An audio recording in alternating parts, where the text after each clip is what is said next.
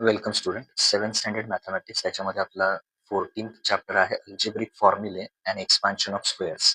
तर त्याच्यातला practice set 53 जो आहे, तर तो प्रॅक्टिस सेट 53 चे जे सगळे क्वेश्चन्स आहेत त्याचं सोल्युशन आपण या व्हिडिओमध्ये बघणार आहे. तर क्वेश्चन काय आहे? Factorise the following expressions. इथे तुम्हाला काही अल्जेब्रिक एक्सप्रेशन दिले, त्याचे तुम्हाला काय करायचे? फॅक्टर पाडायचे. आणि या सगळ्यामध्ये आपण जो फॉर्म्युला यूज करणार आहे, A square minus B square is equal to A plus B and A minus B. तर हा फॉर्म्युला आपण मोस्टली सगळ्या एक्झाम्पलमध्ये यूज करणार आहे. तर पहिलं एक्झाम्पल आहे, तर पहिलं एक्झाम्पल ॲज इट इज आपण राईट डाऊन करूया फर्स्ट स्टेपमध्ये. P square minus Q square. P square minus Q square हे आपल्याला असं लिहिता येईल, पी स्क्वेअर. तर पी स्क्वेअर मी कसं घेतो? P bracket square minus Q square. Q कसं लिहायचं? Q bracket square. तर ह्या फॉर्म मध्ये आणलं आपण ए स्क्वेअर मायनस बी स्क्वेअर. तर ए स्क्वेअर मायनस बी स्क्वेअरचा फॉर्म्युला काय आहे? फर्स्ट ब्रॅकेटमध्ये ए प्लस बी आणि दुसऱ्या ब्रॅकेटमध्ये ए मायनस बी हे याचे फॅक्टर येतात. तसं इथं ए ची व्हॅल्यू आहे पी आणि बी ची व्हॅल्यू आहे क्यू. त्यामुळे याचे फॅक्टर काय येणार? फॅक्टर येताना पी प्लस क्यू या फॉर्म्युलानुसार आणि पी मायनस क्यू. तर हे त्याचे फॅक्टर येणार. Okay, that is the solution of first one. हा फॉर्म्युला तिथे मेन्शन करा बाजूला.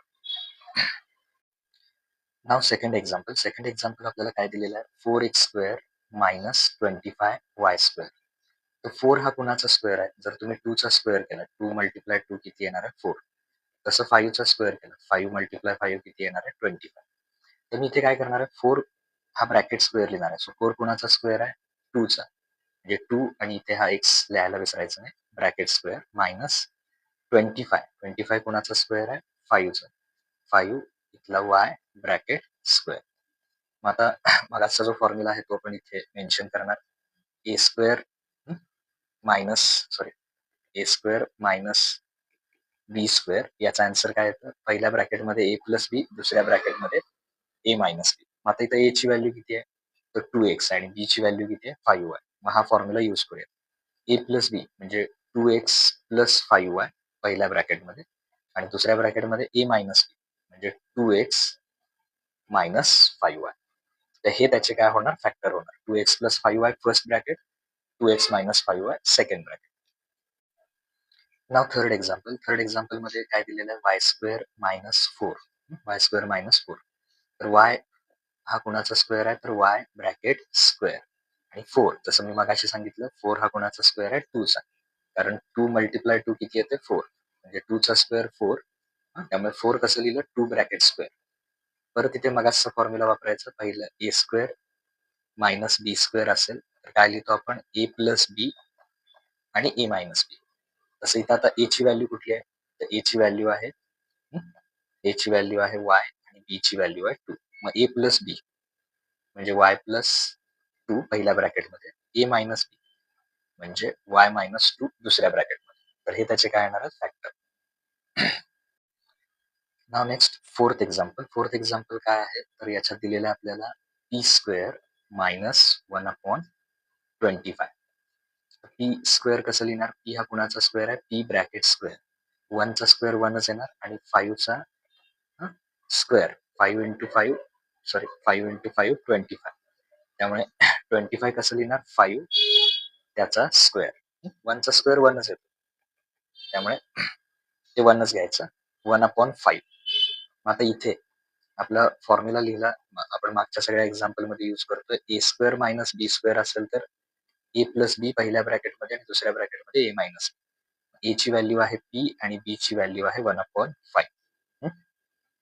इथे काय करणार? पी मायनस बी ची व्हॅल्यू 1/5 पहिल्या ब्रॅकेटमध्ये आणि दुसऱ्या पी प्लस घ्या. पहिला प्लस नंतर मायनस. सो ए प्लस बी म्हणजे पी प्लस 1/5 यानुसार आता ए मायनस बी म्हणजे पी मायनस 1/5. तर हे त्याचा आन्सर येणार. नेक्स्ट एक्झाम्पल आहे. नेक्स्ट एक्झाम्पल आहे 9x square minus 1/16y square. आता इथे 3 चा जर आपण स्क्वेअर केला तर 3 3 जा किती येणार आहे? 9. त्यामुळे 9 कसं लिहू शकतो मी? 3 त्याला जोडायचा x ब्रॅकेट स्क्वेअर मायनस 1/16. तर 1 चा 1च लिहायचा 16.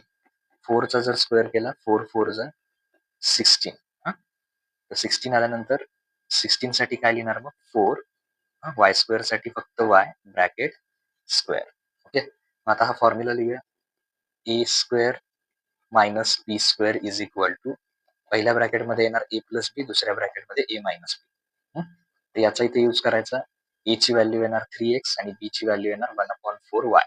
तर इथे पहिल्यांदा असं लिहूया 3x प्लस ए प्लस बी म्हणजे 1/4y आणि दुसऱ्या ब्रॅकेटमध्ये ए मायनस बी म्हणजे 3x मायनस 1/4y. आता हे आन्सर तुम्ही असे लिहू शकता 3x y मल्टिप्लाय 1 केलं, y 1चा y upon 4. y multiply 1 म्हणजे y येणार अपॉन 4. तसं इथं 3x minus y multiply 1 y upon 4. तर आन्सर काय येणार 3x plus y upon 4, 3x minus y upon 4. हे त्याचं करेक्ट आन्सर असतं. नेक्स्ट एक्झाम्पल आहे x square minus 1 upon x square. तर याचे फॅक्टर पाडायचे आहेत आपल्याला. तर हे फॅक्टर पाडताना एक्स कसं लिहिता येईल, कुणाचा स्क्वेअर आहे तो x bracket square minus 1 upon x लिहूया आणि पूर्ण ब्रॅकेटचा काय लिहूया स्क्वेअर. दोघांचा 1चा स्क्वेअर 1च येतो त्यामुळे 1 घेतलं आणि एक्स आणि दोघांसाठी कॉमन ब्रॅकेट एक्स स्क्वेअर. आता इथे हा formula A square minus B square is equal to A plus B पहिल्या ब्रॅकेटमध्ये आणि दुसऱ्या ब्रॅकेटमध्ये ए मायनस बी. ए ची व्हॅल्यू घ्यायची एक्स म्हणजे ए प्लस बी नुसार काय येणार एक्स प्लस बी ची व्हॅल्यू घ्यायची 1 अपॉन एक्स म्हणजे ए प्लस बी आला आणि आता ए मायनस बी एक्स मायनस 1 अपॉन एक्स. दरवेळी हा फॉर्म्युला समोर लिहायचा. हे फॅक्टर येणार त्याचे एक्स प्लस 1 अपॉन एक्स आणि एक्स मायनस 1 अपॉन एक्स. आता इथे आपल्याला पुढचं जे एक्झाम्पल आहे A square B minus A बी ते आपल्याला मागासच्या फॉर्म्युल्याने सॉल्व्ह करता येणार नाही. तिथे काय करतोय बघा मी ए स्क्वेअर म्हणजे काय ए मल्टिप्लाय ए. तर ए स्क्वेअर साठी काय लिहितोय मी ए मल्टिप्लाय ए. परत पुढचा आहे तसा मल्टिप्लाय बी मायनस इथे ए मल्टिप्लाय पुढचा बी. फक्त हे लक्षात ठेवा ए स्क्वेअर साठी काय लिहिलं ए मल्टिप्लाय ए. आता आपल्याला कॉमन काढायचं आहे. तर कॉमन काढताना काय करायचं, हे दोन ग्रुप आहेत समजा हा पहिला ग्रुप आणि हा दुसरा ग्रुप. तर यांच्यामध्ये कॉमन कोण कोण आहेत बघा. पहिल्यांदा मी इथे काढतोय हा ए आहे इथे, तसा इथे ए आहे म्हणजे दोन्हीकडे ए कॉमन आहे. आणि त्याच्यानंतर जर बघितलं इथे हा बी आहे आणि इथे हा बी आहे. तर दोन्हीकडे बी कॉमन आहे. आता राहिलेले फक्त काय करूया आपण ब्रॅकेटमध्ये लिहून काढूया. तर पहिल्या ग्रुपमध्ये फक्त कोण राहिला आता पहिल्या ग्रुपमध्ये राहिला ए आणि दुसऱ्या ग्रुपमध्ये ए ला पण कॉमन काढले आणि बी ला पण. ज्यावेळी दोन्ही पण कॉमन काढले असतील त्यावेळी काय लिहायचं 1 लिहायचं. ओके, तिथे काय लिहायचं 1 कारण ए आणि बी मधून ए आणि बी कॉमन काढले तर ए ला ए कॅन्सल बी ला बी कॅन्सल म्हणजे ए 1 जा ए बी 1 जा बी आणि 1 मल्टिप्लाय 1 किती येणार 1. त्यामुळे हे ज्यावेळी दोन्ही आपण कॉमन काढतो त्यावेळी काय राहतं फक्त 1 राहतं. म्हणजे आपलं आन्सर काय आलं A B minus A B into bracket A minus 1 हे आपलं करेक्ट आन्सर असणार. आता नेक्स्ट एक्झाम्पल आहे 4x square y minus 6x square. तर याचे आपल्याला फॅक्टर काढायचे. आता हे पण मागासारखंच करायचं. 4 आपल्याला कसं लिहिता येईल त्याचे प्राईम फॅक्टर काय येणार आहे 2 मल्टिप्लाय 2. तर 4 साठी लिहिलं आपण 2 मल्टिप्लाय 2. तसं एक्स स्क्वेअर साठी काय लिहिणार आहे आपण तर एक्स स्क्वेअर साठी एक्स मल्टिप्लाय एक्स आणि वाय एकच आहे तर वाय आहे तसा घेऊया मल्टिप्लाय वाय. ओके, तर परत इकडे 6 चे प्राईम फॅक्टर काय होतील 6 चे प्राईम फॅक्टर होणार आहे 2 3 जा 6 म्हणजे 6 साठी काय लिहिणार 2 मल्टिप्लाय 3 आणि एक्स स्क्वेअर साठी काय लिहिणार किती टाइम्स मल्टिप्लिकेशन आहे 2 टाइम्स एक्स मल्टिप्लाय एक्स. आता हे दोन ग्रुप केले आपण. या दोन ग्रुप मध्ये कोण कॉमन आहे बघूया. तर बघा इथेही 2 आहे इथेही 2 आहे म्हणजे 2 कॉमन आला. परत त्याच्यानंतर हा 2 आहे पण इकडे 2 नाहीये किंवा इथे 3 आहे पण इकडे 3 नाहीये. आता एक्स बघा इथे एक एक्स कॉमन आहे इथेही एक्स कॉमन आहे इथे एक्स घेतला आणखीन एक एक्स कॉमन आहे दोन्हीकडे. हा एक एक्स आहे इथला आणि हा एक एक्स म्हणजे एक्स किती वेळा झाले 2 वेळा झाले म्हणजे आणखीन एक एक्स कॉमन आहे तो लिहिला. बाकी कोणीही कॉमन नाही आहे तर राहिलेले आपण लिहून काढूया ब्रॅकेटमध्ये. तर राहिलेले कोण कोण राहिले बघा इथे 2 राहिला हा 2 एक आहे इथला तो राहिला आणि इथे वाय राहिला म्हणजे 2 मल्टिप्लाय वाय. तसं इथे सगळे कॉमन काढलेत फक्त कोण राहिलाय 3 राहिलाय. मग आता 2x मल्टिप्लाय एक्स म्हणजे एक्सचं काय होणार स्क्वेअर. एक्स मल्टिप्लाय एक्स काय येणार x square 2x square 2 multiply Y 2y minus 3 म्हणजे आन्सर काय असेल आपलं 2x² 2y-3 हे त्याचे फॅक्टर असणार. ओके. नेक्स्ट एक्झाम्पल आहे 1/2y² - 8z². तर हे जर करायचं असेल आपल्याला याच्या इथे आपल्याला 1/2 जो आहे तर तो आपण काय करूया कॉमन घेऊया. 1/2 कॉमन घेतला. तर आता 1/2 कॉमन घेतल्यानंतर इथे कोण राहिलं फक्त y² लिहिलं. आता 8 मधून 1/2 कॉमन घ्यायचा आहे. 8 मधून किती कॉमन घ्यायचं आहे 1/2 कॉमन म्हणजे काय त्याला डिवाइड करायचं.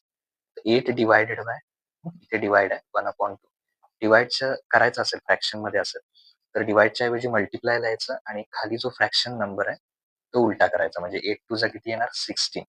ओके. ही स्टेप लक्षात ठेवा. काय कॉमन घेतलं आपण 1/2 1/2 कॉमन घेतल्यामुळे फक्त y² राहिला. आता 8 मधून 1/2 कॉमन घ्यायचं आहे. कॉमन म्हणजे काय डिवाइड.